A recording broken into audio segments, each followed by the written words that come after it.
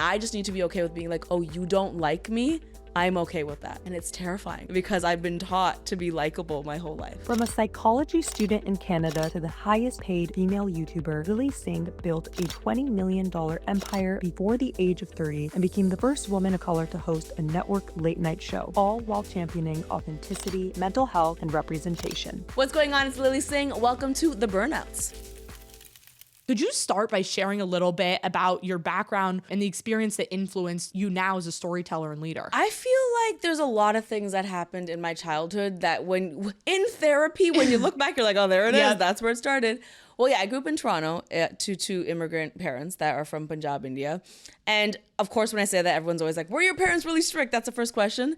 Yes and no. I think my parents in some ways can be conservative, meaning like I wasn't allowed to sleep over at people's houses. I wasn't allowed to like go out whenever I wanted. I definitely was told that girls are supposed to do certain things and you're not allowed to do other things. But they were very liberal in the way of like, look at my career. I was allowed to be creative. You know, I was allowed to have opinions about things. And so we were kind of living down the middle of sometimes I was allowed to do things, sometimes I wasn't. And I bring that up because I think that's the perfect environment for you to follow your dreams, but have to work really, really, really hard to do them. So every step of my career, I had to convince my parents of what I was doing. I wasn't just allowed to do things. I had to like really show them why I was good at it, why I thought it would work out. And that's kind of what you want, especially if you're gonna have a career in the creative field. You really want parents that are like, are you gonna be able to pay your bills? Are you gonna be able to figure this stuff up? Do you have a plan? Do you have like a work ethic? I'm really grateful for all the lessons my parents taught me at a young age. But I think the biggest thing that is the driving force, and I'll just keep it 100, I have a giant chip on my shoulder, and it is gender equity. And so a lot of what I've done, though it's like comedy and though it's in entertainment, it's fueled by this idea that I always felt like I couldn't do things because I was a girl. That was my whole childhood. So I was born the second daughter to my mom, and in Indian culture, like a lot of other cultures, that was a huge fail. You know, everyone wanted a son. And so from a really young age, I just remember feeling this feeling of being a disappointment. Like people wanted me to be a son. They didn't think I would be able to accomplish things. They didn't think I would be worthwhile. And I'm sure my therapist and a whole bunch of people can tell you that that's a very toxic and unhealthy environment to be raised in, which is fair. But it gave me this fuel of being like, I'm going to prove these people wrong. And I'm going to work really, really hard. And I'm going to show this family, this community, this culture, and this world that a daughter and a girl can do whatever it is that she wants to do. And so one of the toughest things in my adult life has been, how do I take that I need to prove people wrong and make it a healthier, I need to prove people right. I will now acquire the skills and create the life to make sure that that never is a question again for the next girl born into this family. How do you think about your work over time and pushing forward equality when we've had setbacks? I'm a big believer that storytelling is the intervention. You know, I think a lot of times when we think about rights being rolled back or like when we think about things not being funded, we think there's like one way to help. It's like all ways of helping are great. You give money to things, that's great. You protest, that's great. You fight for rights in a courtroom, that's great as well. But I think fundamentally for girls and women, the issue is that there is a culture around how we think about girls and women. It's a universal culture. You can go to any corner of the planet and chances are there's going to be a family or a community that's like, we don't think our daughter should go to school. We don't think she's worthwhile to educate. We don't think she has to be a certain age to get married. They have this idea of what her value is. And I think that's where storytelling is really important. I'm probably not the person in a courtroom leading this shit. I could be the person in a TV show, in a movie, in a writer's room, on social media, saying something, telling a story, saying words that maybe someone watching is like, man, this has really changed my opinion about how I think about this. I'll give you the smallest example of this, which is like hilarious and kind of embarrassing. I literally, when I tell you Girly Pops, played for 6 minutes in the NBA All-Star game. 6 whole minutes. They asked me to play in the All-Star game. I was so nervous. The first year they asked me, I said no because I was so nervous. Second year I was like, I'm gonna do this. I played for 6 minutes. I kid you not, took one shot, missed. I went to India the next year as I go to visit some of the girls I sent to school, and they had a giant poster that was a screenshot of me in that 6 minutes because the girls at that school are on a basketball team and they're like, you are such an inspiration. Like, that's the power of storytelling. Just being able to see someone do something is the intervention they needed because they have the team and they have the court and they have the resources. They just didn't have the example. And so I think that's really important. And talk to us about the movie you're doing now that's being released. How does that appeal to your broader mission of gender equality in this storytelling? Okay, well, get ready to strap in here, okay? So my movie Doing It comes out September 19th. It is a sex comedy, which is a big deal for me because I never got the talk growing up. Super awkward around sex. Used to whisper the word sex until literally last year. I was that girl growing up in school that was scared to change in front of people, did not have sex ed, never thought that sex could be enjoyable for women, never learned about consent. So I'd say for most of my life, the subject of sex or sexual health was just really heavy, and I felt really awkward. And I grew up and I moved to LA and I was like, everyone knows everything. And I feel so behind and uneducated. And then I started to talk to other women, even grown women, 20s, 30s, 40s, and they're like, we feel the same way. Women are just really never taught that they are allowed to enjoy sex or about their bodies, or they're allowed to be verbal about what they like and don't like.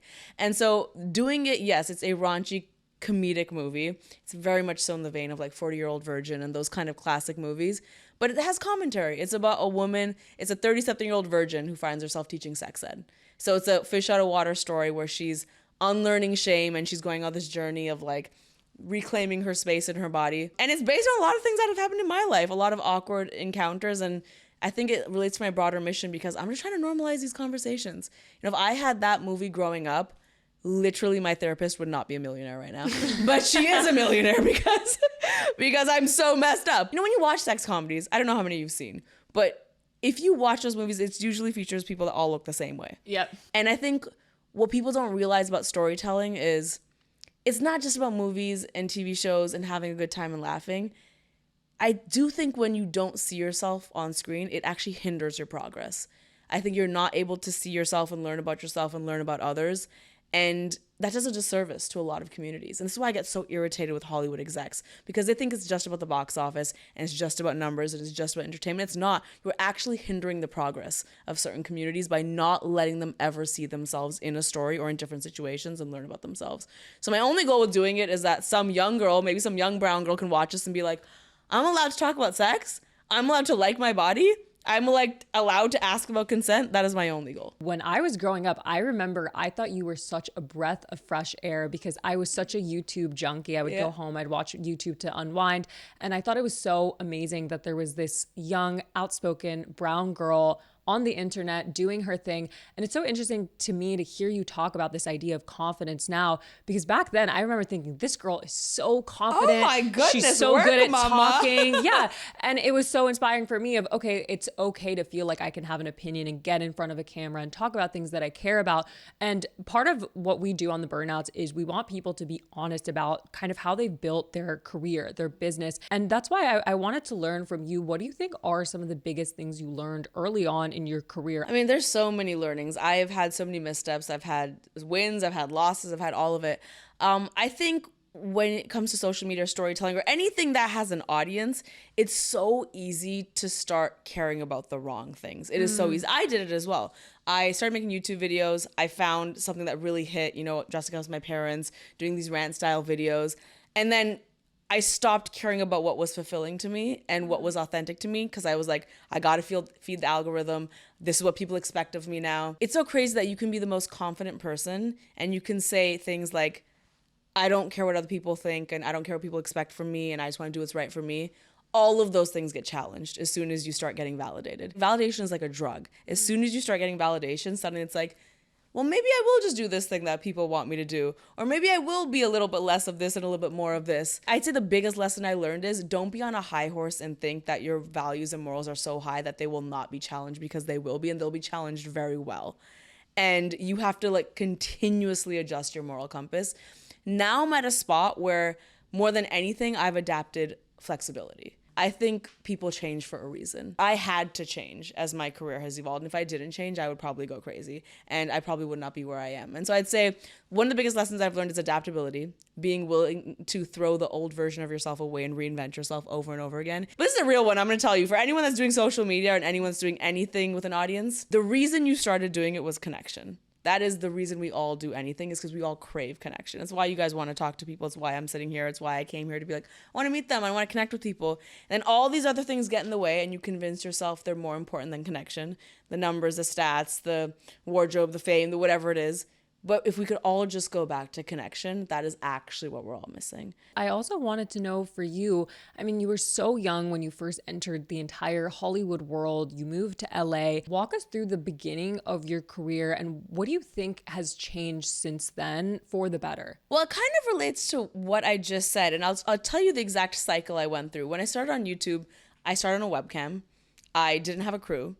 I wasn't good at editing. I didn't know how to shoot. If you look at my earlier videos, they literally look like they're shot in a potato. They're so bad. But people were connecting to what I was saying, so it didn't matter. And then as I started to gain popularity and I started to progress in my career, I got a crew. I got fancy cameras. Suddenly, I had a late night show. I'm on TV now, and wardrobe really matters, and hair and makeup really matters. And there was a period of time, if you look online on my socials over the past maybe like 4 years, suddenly it was like really pretty pictures and I'm gonna hit these talking points. And I noticed that my audience, though still there and still supportive, there was something missing. Suddenly, you missed the potato. Yes, the potato was missing. Suddenly it was she's not that relatable girl anymore. She's like really done up. And I remember having issues with that because I was like, no, but I often do have my hair and makeup done now and I'm still the same person. And what I've done over the past 2 years is, yes, I'm still clearly very done up. I'm doing press, I'm doing all this stuff, but I just brought the emphasis to connection back. So now if you look at my socials, I'm like really vulnerable again. I'm really honest. Even in promoting this movie, I think I'm supposed to go out there and be like, I have this big movie and it's in theaters and I'm so fabulous. But every step of the way I've been like, this is so hard. I cry every day. This movie has made all of my hair white. I'm just being so honest. And I've noticed that my audience is engaging with me in a way like 2010 again, because they're like seeing this journey, they're seeing this vulnerability. And so I go back to what has changed is me thinking that authenticity and connection is important, unimportant, and important. I really have learned, unlearned, and learned again in that way. What for you are like things when you sit down with your team and you're thinking about content plans? These are just lines we don't cross, that we don't do this kind of content. I'll tell you in terms of content, but I'll also tell you in terms of just behavior, because that's a big thing too. I remember the first couple times I went on set, and you have to understand, I'm like a girl from Toronto. Yeah. I was not born and raised in LA. I did not grow up with like Hollywood glitz and glamour. I'm just a girl from Toronto that grew up in like a rough neighborhood that has just figured it out, honestly. And so I'm pretty rough around the edges for the most part. Don't let this fool you. Okay, I'm usually in the club on a table. Like this is, you know what I mean? So the first couple times I went on set, I remember I was running a few minutes late and someone on set literally came up to me and verbatim said, well, it's okay, you're the talent, you can be late. And I was like, I see what this is gonna be. This industry is gonna be a bunch of people telling me it's okay to misbehave. And that has been every step of the way. I've been told that I am allowed to be late. I've been told that if everyone else in a room is quiet, I can speak louder. And that is what messes with your mind. That is why celebrities go crazy. It's because everyone is convincing them they're allowed to misbehave and they're allowed to be rude and it's completely okay because they're the talent. You have to work so hard to counteract that. And I think that's in any business and industry. I think when you have a certain level of success, people start giving you passes. Don't take those passes. That is the path to a nightmare. So my team, I'm very adamant that my team is super respectful to every person on a crew, that I'm super respectful to every person on a crew. And in terms of content, I think there's so much noise out there. Yeah. I think we live in a world full of noise. And I have a very simple rule, which is, are we making something to add to the noise or do we actually have something to say? So very often my production company will get pitches about like a new unscripted dating show that's about like these hot people that are going to go and do this hot stuff. And I'm like, what is it saying? What are we saying here? Because there's so much of that noise and I'm not against that noise. But someone else can do that noise. I'm trying to say something. And I want to go back to your team because I really loved this quote early on when you first got 1 million followers in, what was it, 2016? Yeah. And then numbers, let's go. 2018, you're at 10 million. And your audience kind of early on was like, hey, you're not doing it solo anymore. You have a team. What does that mean? And you said, this is actually something we should all champion. If someone is doing well, we should support them, building the best team around them and having the most incredible people to push things forward. How did you find that first early team? It's really tough. One of my first and most meaningful hires was my editor. When I started on YouTube, I shot, edited, wrote, did everything myself. I had a little lamp from IKEA that I shot my videos on. I figured out how to edit. Not very good. If you look at my earlier videos, again, shot on a potato, don't look very good. Editor was hard because I was so scared to give away that power. I like knew my voice so well. I knew how I wanted the edit to go. I've edited thousands of videos. I could like do it in my sleep of exactly the music's gonna go out, punchline, music's gonna cut out, like to a T I could edit it. But it was getting to a point where I was like, I don't have the time anymore. Like I'm doing events and I'm having all these opportunities and I want to grow. So I need to free up time somehow, some way. Trusting my editor, who's still the same editor I have today. No way. Yes, Wow. he's still the same. He does everything visual for me. He's edited the trailer for my movie. He edited the key art for he's still editing everything for me. Was the best decision ever. And I think most people, when they're starting out in their career, they're like, but then I got to sit with my editor and I got to tell them all the things they're doing wrong and I got to teach them. It is so worth teaching someone your voice in that way. You'll get to a point where your most valuable resource is time. And mine is time. Anything that I can do to get my time back is what I'm absolutely going to do. And I think the smartest thing you can do as a leader is be the dumbest person in the room. I really believe that. So my team, they're all individually better at what they do than I could ever be. So if you are sitting in a room full of people that are your team and you're like, well, I can edit better than that person and I can assist better than that person and I can graphic design better than that person, that is the wrong team. You have to be the dumbest person in that room. So when I walk into my agency or my manager or whatever it is, I'm like, I need you all to be smarter than me at what you do. And that makes me a smart leader. That's honestly exactly what we learned when we were building our companies. It's so important to identify your true weaknesses and to be able to bring in people who are 10 times better at that so that you can focus on what you are actually good at. And that's why I also wanted to know more about how did you actually go about finding your first early team? Was it referrals? Did you reach out to people? What did that look like? It was a little mix of everything, to be honest. My editor I found through, he was part of a MCN, a multi-channel network that I was part of at that time, and then I stole him. As you should. Assistants, I usually, everyone else on my team, I think referrals are really important. I'm not opposed to just meeting someone in a cold situation and being like, let me get to know you. Another thing that's really important with a team is you got to find out what their carrot is. Just because I'm Lily and I'm sitting here and I care about my movie and I care about my social media, the people that work with me, it doesn't mean that those are their priorities. They have their own dreams and they have their own carrot that's dangling above their head of what they want to do. I think it's important to learn what that is with people and help them get that. I think the best leader is not someone that's like, you're going to be my assistant for 20 years and you're going to be my editor for 20 years. Like, what do you want out of life? How can I help you get the skills and do that kind of stuff? And then you can leave me and that's okay. I'll be fine with that. I think the best leader is one that's able to let go and make people the best version of themselves. How do you index on people that are smarter than you being in the room versus betting on young, hungry talent that you think you can ramp up to be really good? That's a really good question. And I'm going to be completely honest and tell you that it has gone both ways. I have bet on young people where I'm like, I want you to win so badly. And then I'm like, oh my goodness, you're so lazy. And you really got to step it up. But more often than not, that is not the case. More often than not, I've bet on someone and they have really come through and they've showed up. I think if you're meeting someone young and you can't confidently say like, oh, you know more than me about this thing. Sure. Are they willing to learn that thing? And are they showing you they're willing to learn that thing? And I think work ethic is something you can pick up on. If you're a nerd, I will hire you. If you are geeking out about what we're doing, I will hire you. If you ask great questions, I will hire you. And I think there's a misconception about that because I've hired some people who think asking questions is a bad thing. And I adore when people ask questions. Asking questions mean you care. I'll be honest though, to young people, I will say, if someone gives you a chance, you better work your ass off because sometimes they don't always. And I want to talk about Hyphenate. Can you talk about Yes. what you're doing there, what you're excited about, and creators that you're investing in? Totally. So one of the things that drives me, let me tell you, when I started on YouTube in 2010, there was not a lot of things for me. There was not anyone that really looked like me doing it. There were a few YouTube networks. There weren't a ton of resources. I had no one to ask when it came to advice or support. I had no colleague to be like, hey, this viral video, this million subscribers, this YouTube thing, this licensing music, I had no one to ask. I just figured it out on my own. And so one of my missions has been to leave the place better than you found it.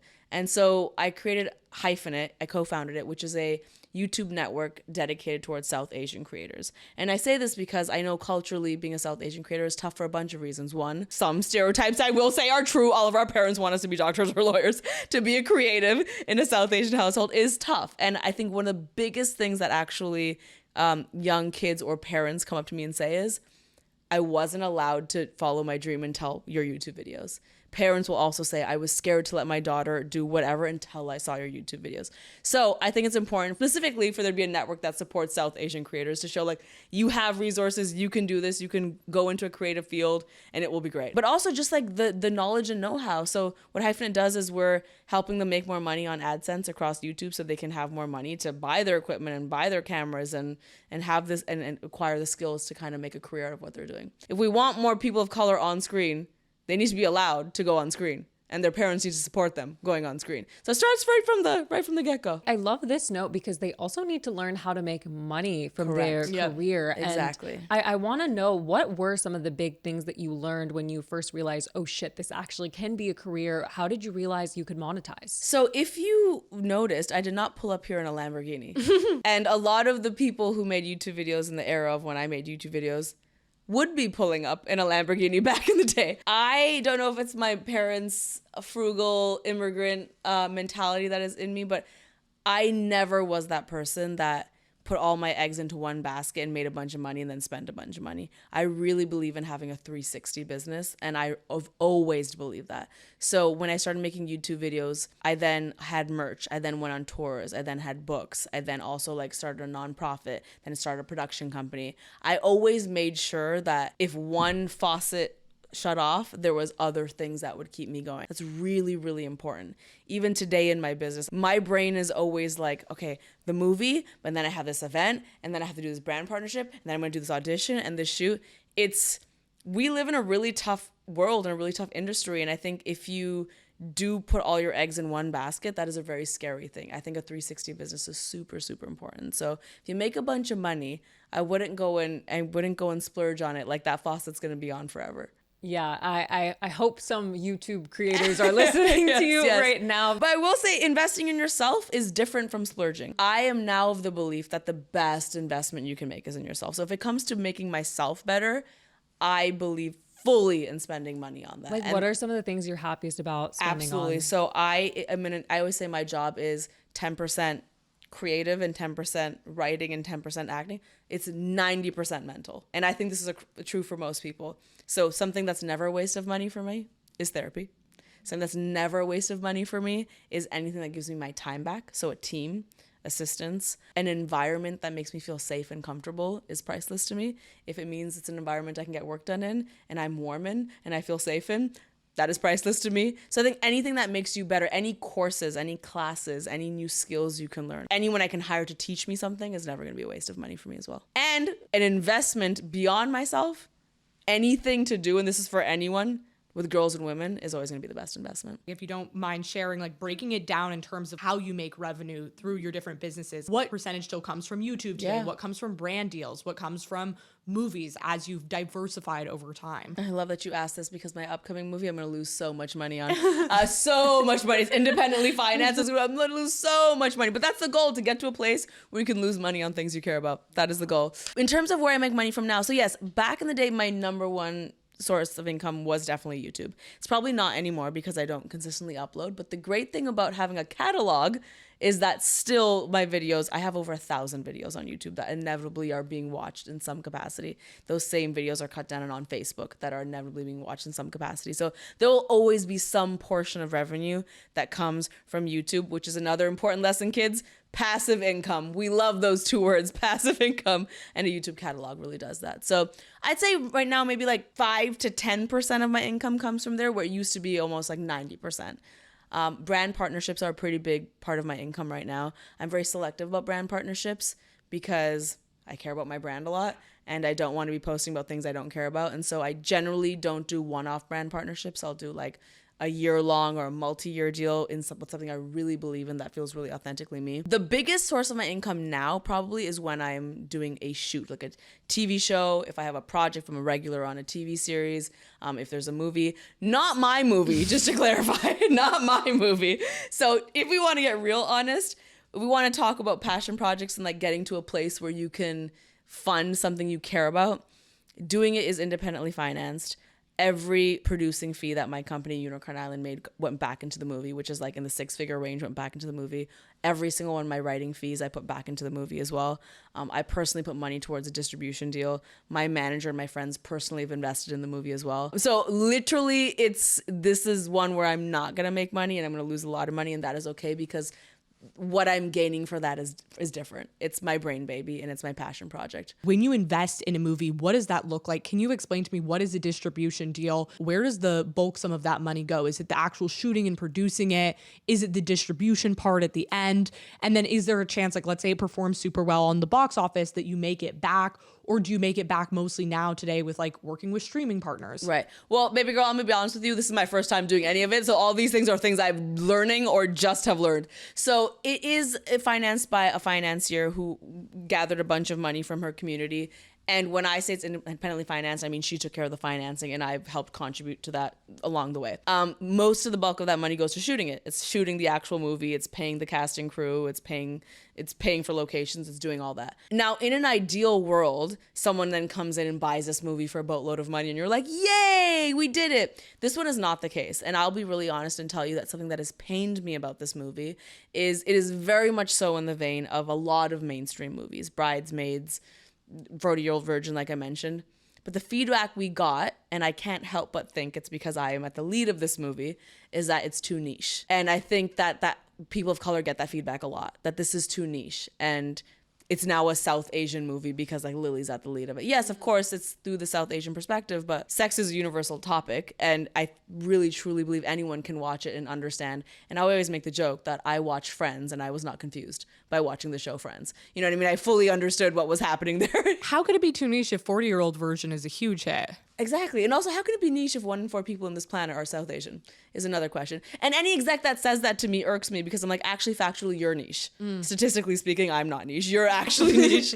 So the biggest insult I've ever heard. Yes, you're niche. You're niche. But that word does trigger me because very often in Hollywood, that is the thing we get told, like, that's too niche, which basically means we don't think enough people care about your story because it's too specific. If you look at some of the best pieces of content, they are specific and they are great. One of them, Days, the Issa Rae movie that just came up, did amazingly. Sinners, people would probably call that niche as well. They've proven hits. And so I think this idea of something being niche is garbage and a lie. But yes, so we are also now distributing it in America, and then we're gonna have to figure out a distribution deal for Canada and the UK, and every country has their own distribution deal and their own regulations. And it's just a lot, Phoebe. It's a lot. It's a lot to deal with and it's a lot to figure out. But we're out here through God's grace. We're here. And will you do international distribution deals too? Because I imagine this movie internationally would be a huge hit. It probably would be. We're trying to figure it out. It's not in my hands personally. We have a distributor that will go to each territory that has the global rights of the movie and will go to each territory and try to sell them individually. But it is so isolated, which is tough for me coming from YouTube because I post a YouTube video and the world sees it immediately. With a film, it's like, I'll give you an example. In Canada, to get the movie seen, you have to get the trailer approved by province, and it has a different rating system than America, and it's a different entire timeline and process just in Canada. So to think about each country and what it is you need to do to get a movie there, it makes me want to break out in hives, honestly. I just want to say for anyone listening to this, movies are hard, man. It is hard. Like, I did not think, I've been working on this film for 7 years. Wow. 7 years of my life. My longest and most toxic relationship has been this movie. And you don't realize it when you go to the theater and spend an hour and a half watching a movie. Blood, sweat, and tears have gone into that, for real. I want to ask a more general question, just for other young women of color specifically. I'm sure in the beginning it was really hard for you to ask for money and to know what exactly your worth was. What is your advice, especially for young women who are negotiating, who are asking for their first paycheck? How do you go about those conversations? Okay, I have like 3 to 4 things to say to this because I love this topic. One is, I think one of the most tragic and evil weapons used against women is gratitude. I have spoken about this a lot. I think very often because women fight to be in spaces that we're otherwise not in, and the best example I can give is when I had a late night show and I was the only female host, I was very often told or kept in check by gratitude. Like, you should be really grateful to be here. Even from my own agents sometimes, honestly. Hey, like, I don't have the resources to do the show well. I'm like not being paid as much as all the other late night hosts. I don't have the number of writers they have. The sound in the studio is so bad because we don't have the right equipment. Like, okay, but you should just be really grateful. Like, not a lot of people get this opportunity. You should be really grateful. Watch out for gratitude being used as a weapon because they use gratitude as a way to basically say, don't ask for what you deserve.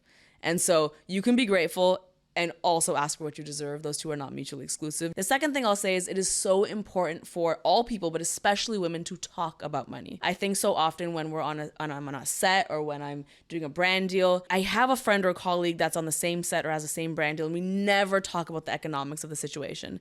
And then later on you realize like, wait, I didn't get that thing in my deal that they said it was impossible, what you got, and vice versa. So now I literally just pick up the phone and I normalize calling other women to be like, how much did you get paid for this? Did you get this deal point? Did they agree to this exclusivity? And I have found that not a single woman I've ever asked has been secretive about it. She's always been like, I'm so happy to tell you, and we should absolutely make sure we get the best deal. And I have found every single time that I was lied to about what I could get, that they got something more, that they got something less, and that we all just win if we talk about money. And there's a reason they encourage us to not talk about money. And it is exactly that. It is to keep us at a certain level. And the third thing I'll say is, and this doesn't keep it real, you will always be painted out to be a villain if you're a woman and talk about money. And you just have to be okay with that. Speaking of the Forbes thing, when I was on that Forbes list, I had just tweeted about being the only woman on the list. And when I tell you the wrath of the internet came for me, oof, they came for me. Why are you making this about gender? What is YouTube supposed to do if people want to watch men and not women? I was simply pointing out that the year before there was multiple women on the list. And on that year, I was the only woman on the list. And I was painting the picture about how YouTube is supposed to be this place without gatekeepers. And that's why it's different from Hollywood. It's like anyone can have a voice. And it concerned me that it was following the same pattern of Hollywood being like, now only a certain type of person. But when I tell you the boys on the internet came for me, ooh, did they come for me? And so I think you kind of have to be okay with that. People don't love a woman talking about money. We just got to keep doing it. We just got to keep pointing it out.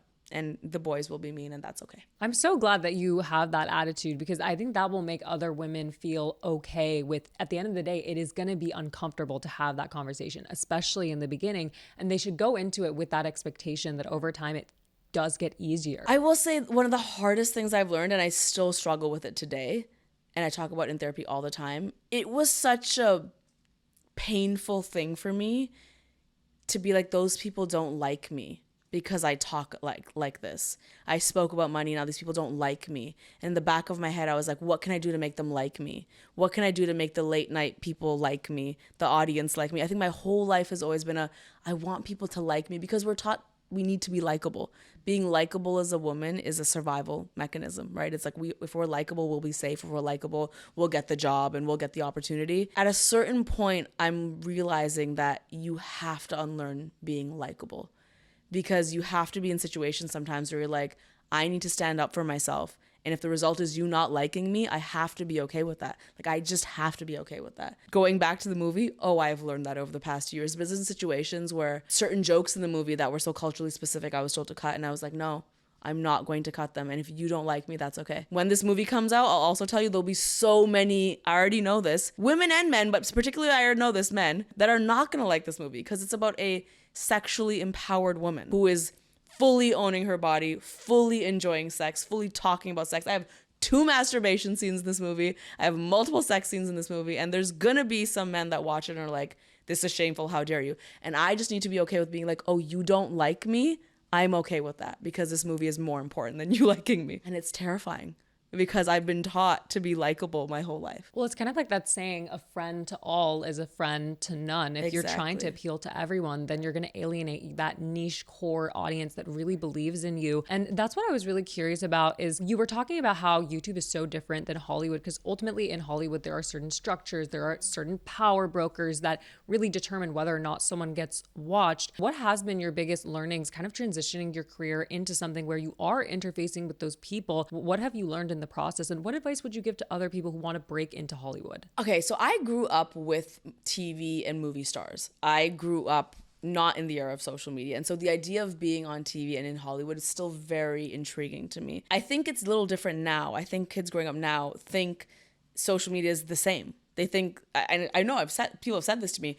Growing up, you were my idol. I was like, my idol was like Dwayne Johnson. Yeah. You know what I mean? TV, movie stars. And so I think if you want to break into Hollywood, the first question is why? Why is it that you actually want to do that? Because, not to take a crap on my own movie that's going to hit theaters, the most watched streamer is YouTube. Even in living rooms on TVs, it is still YouTube. So if it's to tell a story, if it's to reach audience, The question is, why do you want to break into Hollywood? Is it your ego? Is it your pride? And if it is, that's okay. Those are not wrong answers. For me, I tell you, it is my ego and pride. I grew up being like, I idolize these people and I want to step into their arena. I remember when I went into late night, there was all these notes I was given about what people would want to watch. And there was these execs being like, well, we think this is funny and this is what people want to watch. And I'm like, respectfully, I have 3 billion views on YouTube. Yeah. And that is more than this show will ever get. And I know what people want to watch. And so the really tough learning lesson for me was when you go from YouTube or the digital space or something where you have control to something where now there's all of these people that have an opinion, everyone in that situation just has a job they're trying to hold on to.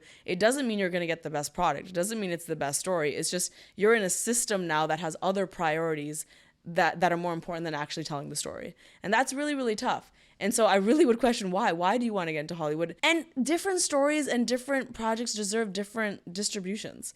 Like there's some things that I just wouldn't make a movie about, and there's some things I wouldn't make a YouTube video about. And so you have to think, what is the best platform for me to tell this story? The answer is not always going to be the same. It's going to be different. What advice would you give to someone who wants to be a creator? Again, go back to why. When I started making YouTube videos, it's because I was lonely and sad and I wanted to connect with people. And so I was driven by something really real. I have a bunch of people that come up to me and say, I want to do this as a content creator. What do I do? And I always say, what is your goal? Just be really honest with what your goal is. If it's money, say it's money and act in accordance to it being money. If it's to further representation, act in accordance to that, because those things will not always align. I just told you about doing it. I'm going to lose money on that. The goal is not money. It's representation. You need to be really clear with what your goals or intentions are, not from a place of judgment. Don't judge your why. Just know your why, honestly. I think honesty in this space is super important because I remember I have 2 different friends and they both have pretty equal followings, and one of them is making a ton of money and the other one is not. But it's because their goals are different. The other one is making very specific like tech business content where she knows she can partner and get a ton of money for it. And the other one is like, this isn't my main goal. Like I'm just sharing my story. I just want people to have this information. I don't care about monetizing. And those goals will change. One of the tough things for me is that I, was kind of YouTube's like poster child for a second there. In 2010 to 2015, I was like the YouTube girl. And I had the viral videos and I had the tour and I had all that stuff. And then I stopped creating content in that way and my desires moved to more long form. So I was like, I want a production company. I want to do TV and film. I want to audition. That's why I did the late night show. Now I'm in TV and movies. Sometimes the internet also weaponizes relevancy against me. So every once in a while, there'll be someone that says, oh, you posted something, it didn't even go viral anymore. Or like you did this thing, it didn't even sell out like it used to sell out. And I had to learn a hard lesson for me, which was growth is not accomplishing the same goals over and over again. I think we get stuck in this idea that success means I did it before and I did that goal and I accomplished and I got those numbers and I have to do that for the rest of my life. That's not success. That's being stagnant. I don't need to keep repeating the same successes and the same goals. I give myself permission to grow. And when you talk about your 2 friends, the one that makes a lot of money and the one that maybe is doing it for different reasons, I think the internet is really bad at weaponizing relevancy. Or you're irrelevant, or you didn't get these views, or you didn't make this money. It doesn't matter if that's not my goal. You're projecting a different goal onto me, and that's not what I'm trying to do. And so that's why I just say the why has to be really clear. And the why can change, and the goals can change, and that's okay. How now it sounds like you're on the go doing everything between your media company, between your movie. Do you have boundaries in your day-to-day, and how do you avoid What's a boundary? What, a boundary? Call your therapist. We're going to get your therapist on the podcast next to do a tell-all. I do. My mental health, I won't lie, has ebbs and flows. I'm in a very good place right now, and that's because I take my mental health very, very seriously. But through the course of my life, I've definitely have ebbs and flows, and that's because I have all of the trauma that is the worst for being in the spotlight. When you have issues around proving yourself or validation or not feeling like enough, the worst job you can have is being in the spotlight because it just really emphasizes all that stuff. Like growing up, the number one thing I had to unlearn was what will people think? I think every Indian kid has heard what will people think. I'm sure you might be related. A lot of cultures are, how could you wear that? How could you do that? How could you say that? What would people think? You spend a lifetime trying to unlearn that. And then I get a job on social media and I get a job in Hollywood and my whole career is based off what people think. My success is based off what people think. It's whether they like me or whether they don't, whether they go to the theaters, whether they don't, whether they watch me or whether they don't. So that's been really, really tough to deal with. And so all that to say, my mental health has had ebbs and flows. Now I do have boundaries. I have a few things. Unless it's extenuating circumstances, not a single work thing is allowed to be scheduled on my calendar before 10 a.m.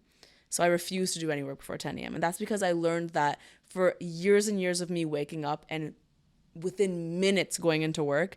You don't give your brain any chance to do anything besides work. And then what that does is it makes you define yourself solely by your work, because you're starting your day like that, you're ending your day like that. So I now wake up at 7. I have at least a 2 to 3 hour morning routine where I just be a human that is Lily before I do any work whatsoever, which is my tea in the morning, my journaling in the morning, cuddling my dogs, stretching, working out, having breakfast, shower, and getting ready for my day. So the 10 o'clock thing is a very big deal for me. I also have worked really actively on how I define myself. So for a decade of my life, if someone asked me about myself, I would be like, well, I have this many subscribers, I have this many views, and this is the late night show I did, and then I was on the Muppets Ma'am, and then I have a movie coming out. And I think we all define ourselves solely by what we do. And I remember when my therapist explained to me, she said, you are not what you do.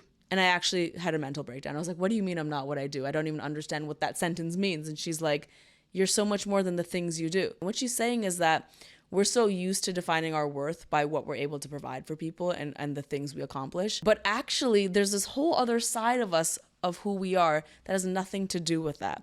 And I don't know what people's feelings are about ChatGPT, but I'm going to be mildly controversial and bring it up for a second. Post-therapy, I was like to ChatGPT, my therapist said I'm not what I do. I do not understand what she's saying. And ChatGPT was also like, I agree, you're not what you do. And I got so frustrated, and I was like, well, I've asked you a bunch of questions over the past several months. You tell me who I am without listing a single accomplishment. And then it did. And then it did. And it said some things like, you asked me this thing about your friend because you're a really good friend and you're a really good listener. And you asked me this thing about your dog because you really care. And then also you asked me this question because you're so dedicated to growth. All of these things have nothing to do with my job. Wasn't a single movie role, wasn't a single audition, wasn't nothing. And so I think when it comes to boundaries, that's the biggest one I've learned, is that I'm so proud of my career. I'm so grateful I have this career. I'm so proud of my accomplishments, but they are not who I am. I am a whole individual that just happens to do these other things as well. And I think that's the best boundary you can make for yourself. For women who have so many ideas about what they want to do with their career, they're just at the beginning, they're in doubt about themselves. What's your message to that young woman today? I remember being at a place where I was like, I want to do this, and I want to do this, and I want to do this, and I don't know what I want to do. I would say try it all. I have, so one of my newest tattoos says student. And I believe in being a student for life. The most detrimental thing you can ever be in life is someone who thinks they've figured it all out.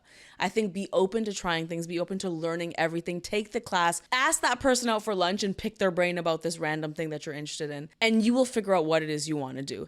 And be a nerd. Honestly, I cannot encourage people to be nerds enough. I love learning. I love learning about random things. I love learning about people. I love asking people about topics I know nothing about. Just the other day, I invited a bunch of friends over because I want to do this thing where I hire an expert about something random and they come and teach us a bunch of things. Like, I'm a nerd through and through. And being a nerd is the coolest, hottest, smartest thing you can do. And so really put yourself out there and learn. Learn as much things as you can learn and be a student for life is my best advice. I mean, I've learned so much from you from here and also from the deep research. And actually, we did this with Anine Big. I'm curious, what do your tattoos mean? Ooh, well, I have a little bit of tattoo fever right now. I'm not gonna lie. In the past month and a half, I've gotten like 8 tattoos. 8 small tattoos. Yeah, one of them is student. My most recent one I got, it's under here. It says 1313. And 1313 because in Punjabi, the word 13 is tera. And so tera means yours. And it's a reminder of, like, spiritually, all these things that we care so much about, podcasts, movies, all this, they're not even ours to begin with. Everything is just the universe's. We're just here borrowing all this energy, all this. These skills are not yours. These skills are not mine. We've just borrowed all of this in this lifetime. And it's a little bit of, like, alleviating control that has happened. And then I also got the evil eye because haters gonna hate. Type. Protect on your middle finger. You're coming after me. Look at this. We got protected. We're protected up here. Well, Lilly Singh, thank you so much for coming on The Burnouts. I personally appreciate have learned so much from this episode about personal identity, work, and how you build an incredible team. And I can't thank you enough for taking the time. I appreciate it. And can I give you one quick summary? This is going to sound so cliche, and I know it's just a quote, but for the past 15 years of my life, there's still this one quote that I still live and die by. The number one key to success is work hard and be nice to people. That's literally just all that. If I could tell you 2 things I've done, it is those 2 things: work hard and be nice to people. There's no other shortcut, truly.